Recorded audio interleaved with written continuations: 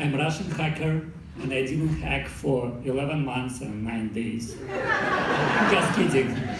Yeah, I'm still Russian, you can tell, but I didn't hack for like 22 years. And yeah, Russian hackers don't live so long.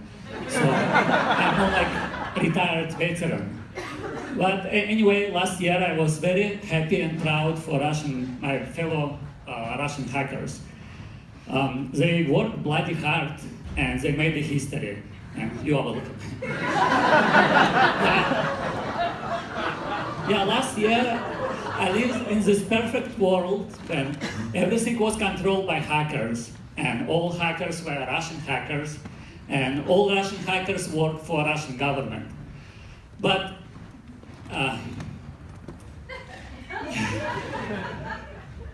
so it was beautiful. They were everywhere, and they were responsible for everything. Remember solar eclipse? Yeah, I'm telling you, those Russian hackers. So it was cool, it was great, I was happy, it was just beautiful. But then I remember this horrible sunny morning, I opened The Nation magazine just to read that DNC hack was not Russian hack.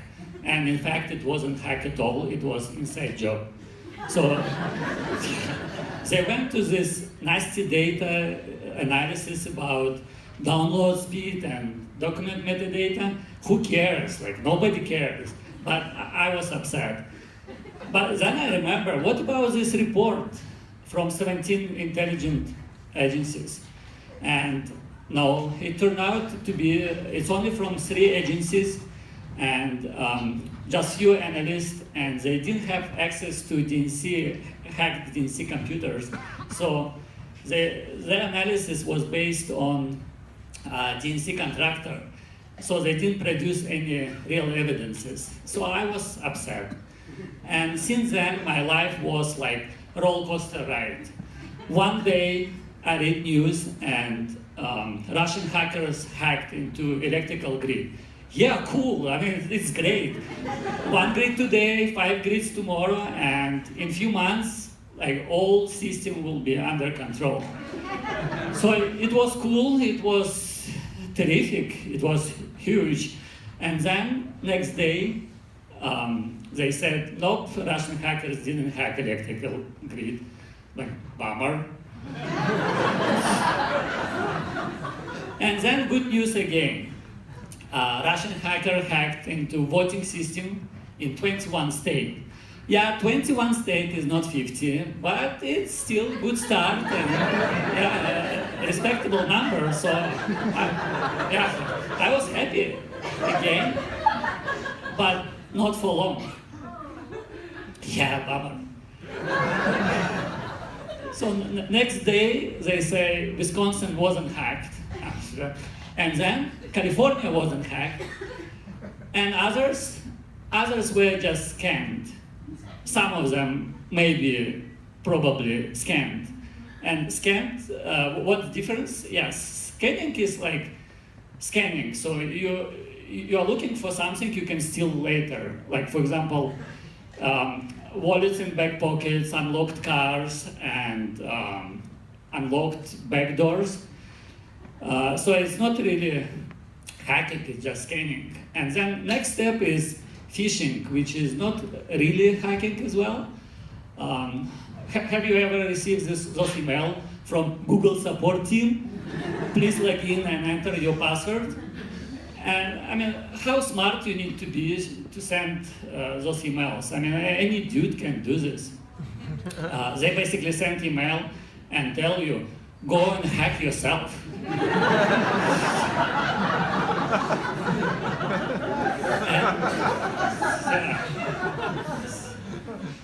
And people, they amaze me. So people wash hands before meal, and they use condoms with casual sex, but they still click on links and open attachment in emails. And they basically, they hack themselves.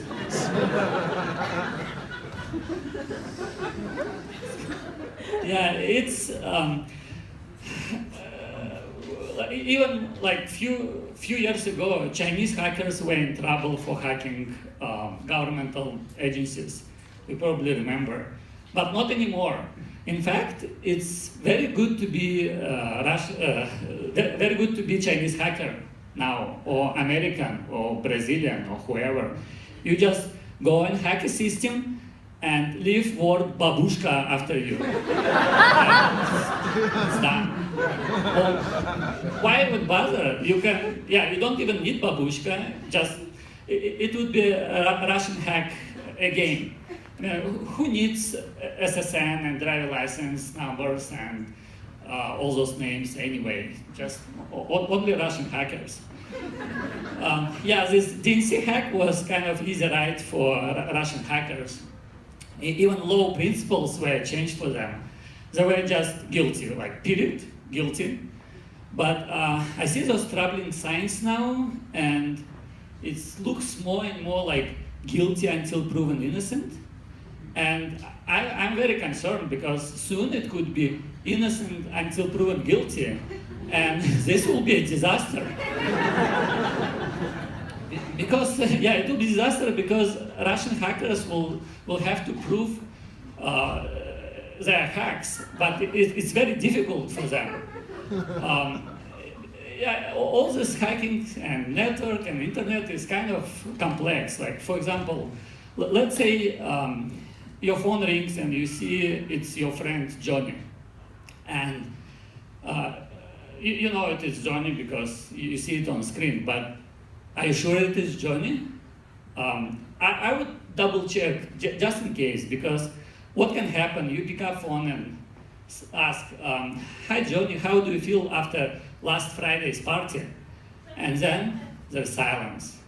And then his wife replies, I thought Johnny was on business trip last Friday. Yeah, bummer, huh? So I would recommend two-factor authentication. So when Johnny calls you, you pick up the phone and ask, dude, how did we call our PE teacher in middle school? And then you know. Yeah, then you know it is Johnny. But what if he wanted to prank you and he bought calling cards? One is American and one French. So he dials first card and then he dials French calling card, and only then he dials your number. What will you see? Yeah, exactly. You will get phone call from Paris, and he can bullshit you like how much he wants. So kind of same thing happens with hackers. So hackers have their like phone numbers. We call them IP address, and they use calling cards. We call them proxy and VPN. So basically they connect to one proxy and then another proxy and then another proxy, and only then they come to your machine. And yeah, your computer probably was hacked with Russian IP address, but Russian hackers cannot automatically claim this hack because anyone could connect to any VPN or proxy, even to Russian ones. So it's really difficult for Russian hackers to prove their job now.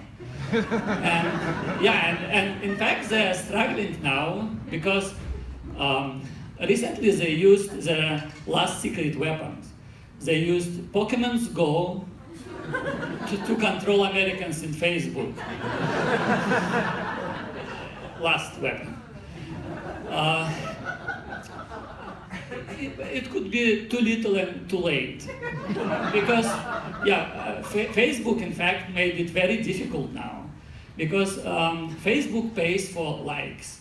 And more likes, more money. And Facebook doesn't give a shit what in those posts. They just want more likes. And people in other countries, they figured it out and they started posting those catching bombshells just to earn some money. And it may be not a lot for Americans, but good enough for them. So, and poor Russian hackers, they make those posts about like Black Lives Matter, but they are getting lost in all those viral messages from from other users. Yeah, and DNC was kind of easy ride for Russian hackers. And yeah, nobody asked, nobody verified. And I still hope that Russian hacking story will survive, and I will be proud of it. Yeah, it sounds very cool, and yeah, I liked it. But now I'm thinking, what if it doesn't? What if it doesn't survive? Then my whole perfect world will collapse, like House of Cards. And what if Russian hackers were just lazy slackers and they didn't elect American president? Yes, this would be disaster. I'm telling you, it's gonna be huge.